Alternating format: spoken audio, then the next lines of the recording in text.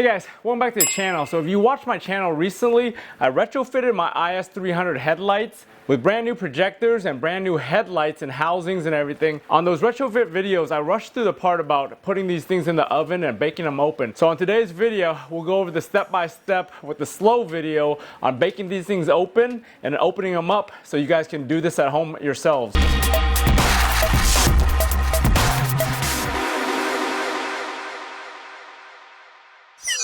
Time to put these OEMs under the knife. You notice I put a piece of wood in there, or two pieces of wood, because I don't like the headlights resting right on that bare metal so I don't melt anything. So what we want to do is go in the oven, set it to 270 degrees, and put it in there for about 7 minutes. That should be enough to melt everything and just separate the lenses really easily like butter. So I got all my tools set up right here. I got my 2 screwdrivers to pry it open. I've got this little pry wrench that helps me separate the lens a little bit quicker, and just another little pry tool to wedge it open in case I need it once we pull it out of the oven. Fresh out the oven. What you want to do is make sure, take your screwdriver, release the tabs, or you can just kind of bend them by hand down here. Then this one right here, just get this under there. Just bend the tabs up. Don't scratch up your headlight too much. So you just want to get it under there and start at the corner and just kind of slowly pry it. Right now the glue is really soft. I always want to use these pliers right here because they get in there and they spread them a lot easier.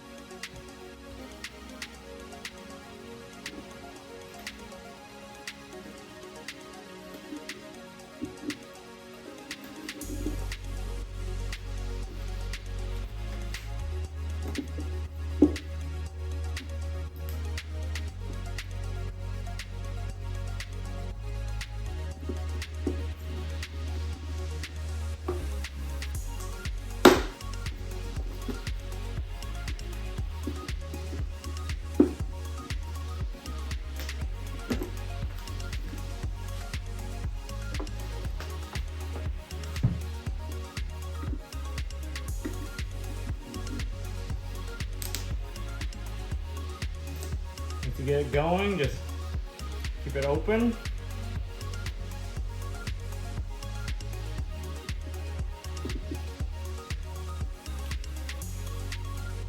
Let the glue kind of separate so it doesn't make a big old mess.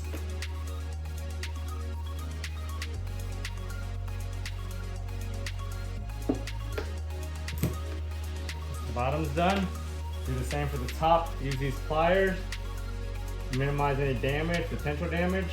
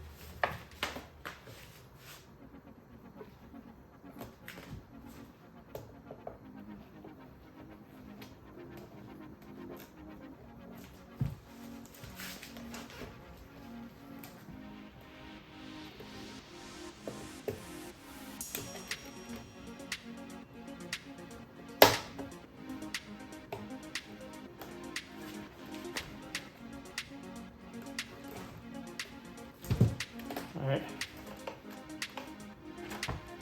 Perfect. Lay it down the other way.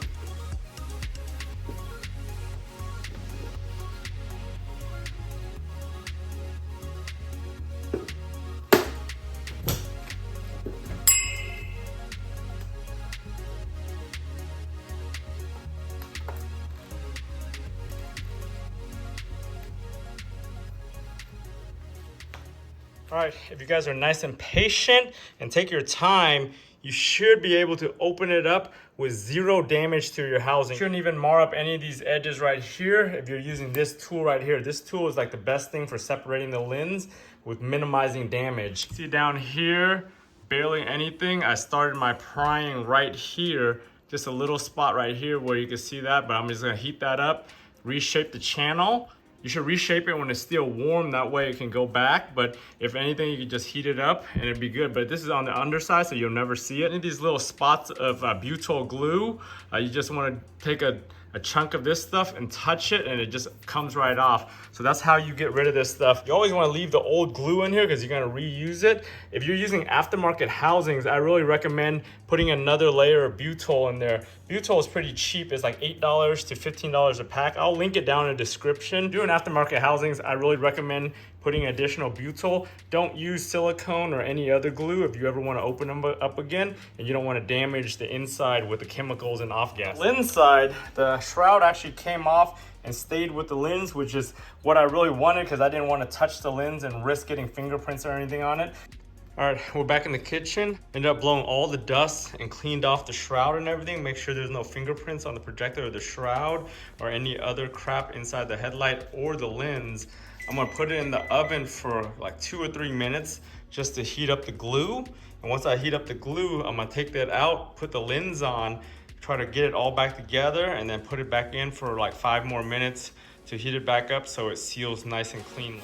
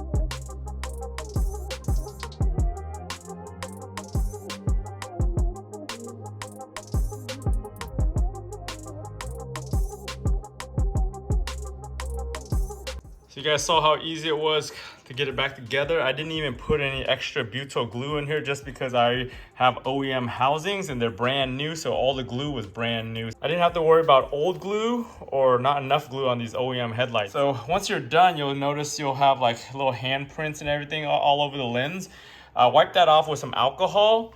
there will be a little bit of butyl mess right here. As you can see, you could usually get that off with some tape. Don't use any chemicals or anything on that. You might mess it up. So what I usually do is take an old ball of butyl glue that I have laying around, and I'll just peel that off.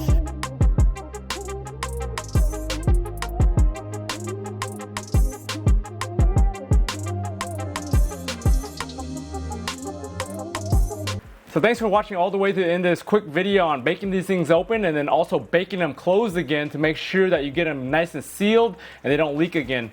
If you guys haven't checked out the retrofit videos already, go ahead and check out those 2 retrofit videos to see what the results of these things are and how they ended up looking. If you guys found this video useful, give it a thumbs up. If you haven't subscribed to my channel to stay on top of all my different car content, house content, or just DIY content, go ahead and subscribe to your channel, turn on bell notifications to get notified every time I load a video. Remember guys, for all these different projects, if I can do it, you guys can do it. I want to thank you for watching, and I'll talk to you guys next time.